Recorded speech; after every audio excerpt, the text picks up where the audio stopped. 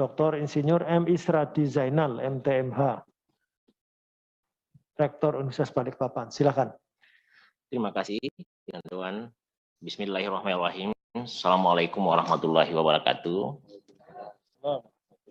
Terima kasih atas kesempatan yang diberikan.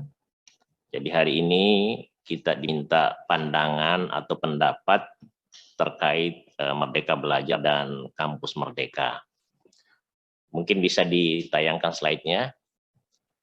Namun sebelum saya mulai, sebenarnya kalau kita bicara Merdeka Belajar Kampus Merdeka, ada sejumlah permen atau aturan yang menjadi dasar, tapi tidak semata-mata terkait dengan pembelajaran saja, tapi ada sejumlah hal. Di antaranya, ketika kita bicara Merdeka Belajar, ada 4 hal yang menjadi acuan kita. Yang pertama terkait pembukaan program studi, yaitu sesuai dengan Permen nomor 7 dan nomor 5 tahun 2020. Kemudian yang kedua, sistem akreditasi perguruan tinggi. Dan karena kami swasta, itu umumnya kami menerapkan 3 hal, termasuk hak belajar 3 semester di luar program studi. Nah, ini kami akan sampaikan satu persatu bagaimana evaluasi kami, kemudian apa peluang dan tantangan, kemudian bagaimana perbaikan ke depan. Next, yang pertama saya akan sampaikan terkait pembukaan program studi baru. Jadi di Permen nomor 7 sangat jelas bahwa setiap program studi yang ada di kampus itu diberi ruang untuk membuka prodi, ya kalau bahasa kerennya sebenarnya dimudahkan. Meskipun dari pengalaman kami kebetulan ketika kampus Merdeka Belajar diterapkan ini, kami mendirikan 3 prodi baru. Dan kami melihat persyaratan juga masih kurang lebih sama dengan sistem sebelumnya. Jadi meskipun dikatakan ada lebih memudahkan, tapi pada kenyataannya semua prasyarat atau persyaratan tidak kalah ketatnya. Ya, malah dari pengalaman kami dalam pembukaan program studi itu di antara asesor yang ditunjuk pemerintah yang umumnya dosen, itu kadang-kadang terjadi perbedaan pendapat yang membuat perguruan tinggi swasta dirugikan. Jadi ini nanti ada di simpulan, ya saya kasih contoh pembukaan Magister Management sebagai prodi baru. Ada asesor yang berpendapat harus linear, manajemen S1, S2, S3. Sementara ada yang berpendapat tidak harus, yang penting misalnya inti mata kuliahnya sama atau tidak, atau misalnya tesisnya atau disertasinya sama. Nah ini yang merugikan, sehingga harapan untuk memberi kemudahan Merdeka Belajar Kampus Merdeka dalam kaitannya pembukaan prodi baru, itu kami mendapatkan hambatan. Meskipun di daerah kami misalnya seperti Balikpapan, keilmuan itu dibutuhkan. Pada kesempatan ini juga saya akan menyampaikan pada pimpinan Dewan kami dari Balikpapan, itu sudah mengurus kedokteran selama 7 tahun. Di Kalimantan Timur yang akan jadi ibu kota negara, itu kami merasa mendapatkan diskriminasi dalam pendirian prodi kedokteran itu. Kami sudah hampir memenuhi semua persyaratan sekitar beberapa tahun yang lalu. Hanya karena moratorium dengan alasan jumlah dokter itu sangat banyak di Indonesia sehingga merugikan kami yang di jauh dari kota. Kalau mau banyaknya ya banyak di Jawa, banyak di mana-mana, tapi kami kan setidaknya diberi perhatian. Nah, parahnya Bapak Pimpinan Dewan, ketika dikatakan bahwa izin itu tidak bisa keluar karena ada moratorium, ternyata ada beberapa prodi kedokteran baru dibuka. Ini sangat menyakitkan kami, ya sangat menyakitkan, apalagi kalau misalnya konteks kebutuhan atau keinginan kedokteran di Kalimantan Timur yang begitu luas itu sangat dibutuhkan. Dalam kaitan dengan implementasi Merdeka Belajar Kampus Merdeka, kami mohon bahwa Balikpapan yang merupakan penyangga kota negara baru diizinkan untuk membangun kedokteran. Karena argumen moratorium itu tidak relevan, kemudian karena diperlakukan tidak adil. Kemudian ini MBKM kedua, sistem akreditasi perguruan tinggi. Nah di sini saya pahami betul, Mas Menteri itu punya keinginan mulia, keinginan yang bagus. Dia menginginkan bahwa ya kita tidak usah terlalu tergantung sama akreditasi. Kalau akreditasinya habis dan tidak ada komplain dari masyarakat, silahkan dilanjutkan. Itu yang disampaikan oleh Mas Menteri. Nah, hanya dalam pelaksanaannya, jadi ini pelaksanaan apa mungkin karena kami swasta, jadi kami tahu betul apa yang terjadi sebenarnya. Itu tidak sesuai dengan harapan Bapak Pimpinan Dewan. Saya ngasih contoh. Ya. Jadi kalau misalnya kampus kami yang swasta itu di penentuan peringkat akreditasi dengan 7 standar, itu kami memenuhi syarat. Nah, di 9 kriteria ini, dengan posisi yang sama, itu kami bergeser nilainya, karena adanya aturan misalnya standar minimum baik sekali dan unggul. Jadi misalnya kalau akreditasi baik sekali misalnya dengan poin lebih dari 300-an, kalau yang lalu kan langsung B. Sekarang kalau misalnya doktornya tidak cukup, kemudian jabatan fungsional tidak cukup, itu tidak memenuhi syarat. Saya ngasih contoh. Meskipun misalnya yang lalu kami akreditasi B, kemudian kan ada persyaratan misalnya doktor kan itu juga doktornya tidak harus sedikit, ya minimal 4 lah misalnya. Tapi kan ini aturan kan mungkin baru dari 2019. Seandainya diumumkan misalnya 5 tahun yang lalu mungkin kami siapkan. Tapi karena tiba-tiba, jadi solusinya seperti ini kalau menurut saya, ya kalau misalnya dilaksanakan 4 tahun atau 5 tahun yang akan datang tidak ada masalah. Tapi untuk kekinian itu disesuaikan dengan kondisi. Apalagi menyatakan doktor itu penentu kualitas perguruan tinggi, itu sudah tidak relevan dengan kondisi kekinian.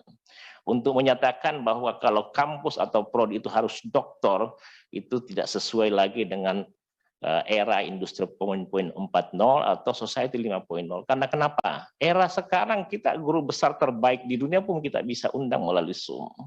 Nah untuk itu dalam kaitannya dengan akreditasi, saya mohon gelar-gelar akademik itu jadi di pembobotan saja. Kami tidak keberatan, tapi cukup pembobotan. Tapi jangan itu menentukan kalau misalnya tidak ada doktornya 4, itu dia tidak bisa baik sekali misalnya minimal gitu. Sementara kita paham, banyak yang tidak bergelar doktor dengan pengalamannya luar biasa, apalagi ada konsep pengalaman yang dilakukan Mas Menteri, itu yang kita lakukan. Karena memang ini Permen tahun 2020 ya nomor 5 tahun 2020, sementara sistem akreditasi itu sudah diterbitkan sebelumnya.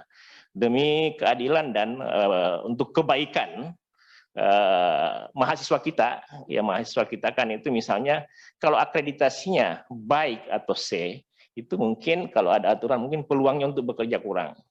Sementara ini sama dengan dadakan. Dan apakah kita masih sependapat untuk menyatakan bahwa kampus hebat ditentukan doktor hebat? Saya rasa tidak. Pengalaman sekarang adalah era industri 4.0. Siapapun yang rajin membaca karena sumber sudah banyak, narasumber sudah bisa dipanggil dan diundang setiap saat. Ini yang menyakitkan lagi di akreditasi ini. Kalau kita bandingkan standar 7 dengan kriteria 9, B di kriteria 7 kalau doktornya kurang atau kepangkatannya kurang, itu tidak memenuhi syarat. Padahal kan ada pembobotan. Kalau bisa pembobotannya kalau perlu 0, tapi jangan nilainya 320, tapi dia tidak baik sekali. Saya sarankan, kalau di atas 300 sudahlah, baik sekali untuk swasta, karena janganlah membandingkan negeri yang selama ini dibiayai pemerintah, ratusan miliar sampai mungkin triliunan untuk mendoktorkan orang-orangnya, disamakan dengan kami. Itu Bapak sekalian. Kita lanjut ke next, yang ketiga, cara merdeka belajar bukan hal baru. Itu benar, betul sekali. Jadi malah sejak zamannya Ki Hajar Dewantara. Hanya menjadi berbeda, kalau dulu merdeka belajar mungkin ada 4 poin, sekarang kan menjadi 8 poin. Terus merdeka belajar dulu, kalau misalnya ada anak kita dulu, dia magang, misalnya dia kebetulan ke Inggris atau kemana, kemudian dia magang di sana, Tidak ada kewajiban universitas untuk mengakui. Akan tetapi dengan Merdeka Belajar dan Kampus Merdeka, itu mahasiswa punya hak untuk minta, tolong akui ini. Dan universitas tidak bisa menolak. Inilah salah satu unsur penting. Nah, saya garis bawahi juga, pada dasarnya ketika kita bicara Merdeka Belajar, Kampus Merdeka, itu sebenarnya sejumlah kebaikan itu ada. Jadi begini, core study atau core kompetensi, misalnya sebanyak 85 SKS, itu tidak akan terganggu. Karena yang akan diganggu adalah di semester 5-6 misalnya. Yang akan diganggu adalah mata kuliah pilihan. Ya, yang akan diganggu adalah mata kuliah pilihan. Itu pun opsional, tidak wajib. Itu pun tidak harus 60 SKS, tidak harus 40 SKS. Nah, dalam aplikasinya di tempat kami, itu kami apa istilahnya sesuaikan dengan kondisi kami. Misalnya seperti ini, kami ada sejumlah kerjasama misalnya dengan Malaysia, 5 mahasiswa ke sana, 5 mahasiswa kemari. Terus karena ini zamannya online, itu kita apa istilahnya kita akui dan tidak harus 20 SKS. Kami malah pakai juga sistem konversi mata kuliah.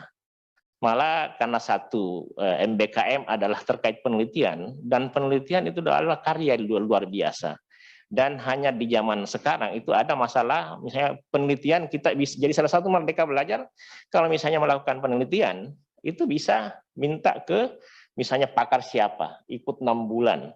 Nah, di konteks saya, di kampus saya bilang, kalau dia keluar misalnya di Q1 atau misalnya di Skopas, itu nilainya SKS-nya lebih tinggi. Jadi semakin tinggi penerbitannya itu SKS, itu kami merencanakan itu bahwa dia masuk di mata kuliah semester 6 publikasi yang bisa menggantikan mata kuliah yang lain.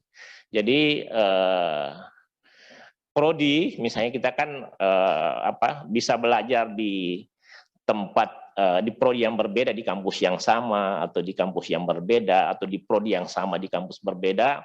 Dalam prakteknya, kebetulan sebelum saya jadi rektor adalah Sekjen Dekan Teknik Indonesia, dan kami diskusi panjang sekali. Memang teori tidak semudah dibayangkan, memang gampang-gampang susah Merdeka Belajar dan Kampus Merdeka ini.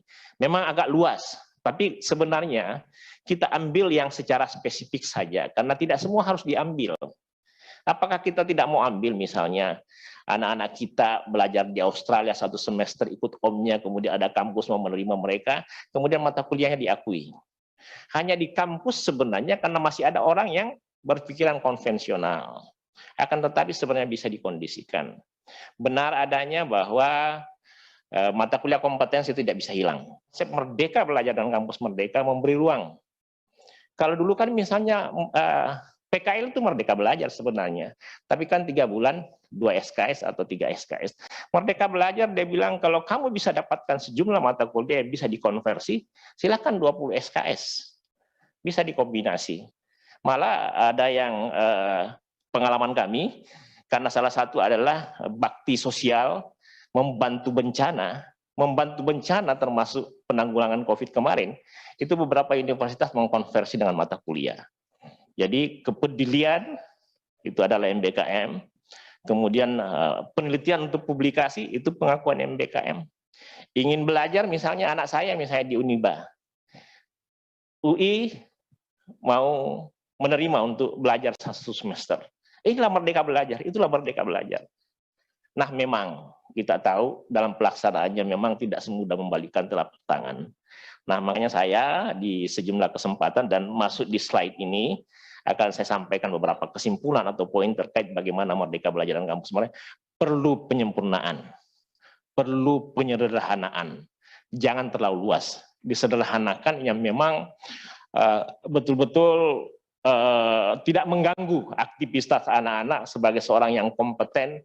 Selain misalnya peduli terhadap yang lain, peduli terhadap penelitian, dia juga menguasai bidang ilmunya, karena orang yang hebat adalah yang berbasis referensi. Ini tantangan MBKM yang kami sampaikan, regulasi, ya. Kemudian yang kedua adalah sumber daya, yang ketiga mindset. Saya mulai dari mindset. Masih banyak yang tidak memahami bagaimana seharusnya MBKM dan niat baik MBKM. Karena apa? Ternyata di perguruan tinggi juga terdampak terkait masalah literasi. Jadi kadang-kadang ada regulasi terkait MBKM tidak ada yang baca, tidak ada yang dalami, tidak ada yang diskusikan secara mendalam. Terus yang terkait peluang MBKM, MBKM itu membuka ruang untuk kerjasama, ya. Kemudian terjadinya transfer ilmu dan lulusan lebih berkarakter.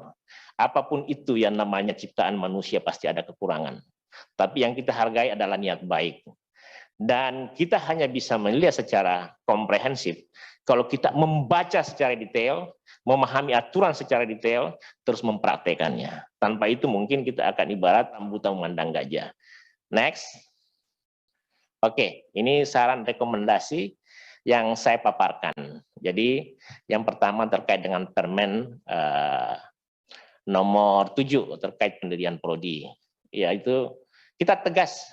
Jadi saya mohon kepada pimpinan Dewan agar masyarakat Indonesia itu sudah mulai berpikir linearitas itu bukan harus sama prodi S1, S2, S3, tapi kesamaan ilmu itu yang mesti.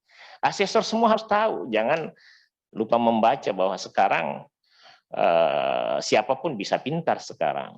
Siapapun bisa, kalau dulu harus kuliah di Oxford atau Harvard untuk mendapatkan referensi yang istimewa, sekarang enggak lagi. Sekarang buka Google, namanya sekarang kita bisa serba bisa. Terus yang kedua, jadi dalam hal akreditasi hendaknya kita pembobotan aja. Jadi kalau misalnya dokter kurang, itu bobotnya 0, ya silahkan. Tapi jangan sampai misalnya nilainya 320, yang seharusnya baik sekali menjadi B, atau menjadi baik. Ingat kalau misalnya kita lakukan itu, kita kejam. Kenapa saya bilang kita kejam? Karena kan anggaplah aturan 2019 diberlakukan tahun 20, persepsi orang mungkin oh masih sama standar 7, ternyata kenyataannya tidak. Sangat tidak bijak membandingkan universitas negeri yang memang sudah hebat, yang sudah pakai uang negara untuk mensekolahkan kemana-mana dengan universitas swasta yang tersiok-siok. Mudah-mudahan Universitas Balikpapan, kami mohon dengan amat sangat, prodi kedokteran itu sudah lama. Kami pernah 90% memenuhi syarat, tapi kami ditolak dengan moratorium. Dalam waktu yang bersamaan, kami merasa dipermalukan karena banyak universitas didirikan kedokterannya bukan lagi dengan alasan moratorium. Ini tidak adil. Dan keadilan itu hanya bisa kembali kalau kedokteran dibuka di tempat kami. Yang terakhir, sosialisasi MBKM agar terus ditingkatkan dan dilakukan continuously improving. Disederhanakan, kemudian disesuaikan dengan kondisi daerah. Apapun itu, kami sebagai rektor dari Universitas Balikpapan, salah satu perguruan tinggi swasta, kebijakan itu, kami siap kebijakan baik. Tapi kami juga harus ingatkan bahwa buatan manusia itu tidak sempurna. Makanya kalau ada kritik, ada saran dari teman-teman, itulah niat yang terbaik. Itu saja yang kami sampaikan. Mohon maaf atas segala kekurangan. Mungkin ada kata-kata hilaf. Assalamualaikum warahmatullahi wabarakatuh. Assalamualaikum warahmatullahi wabarakatuh. Terima kasih, Dr. Israti Zainal.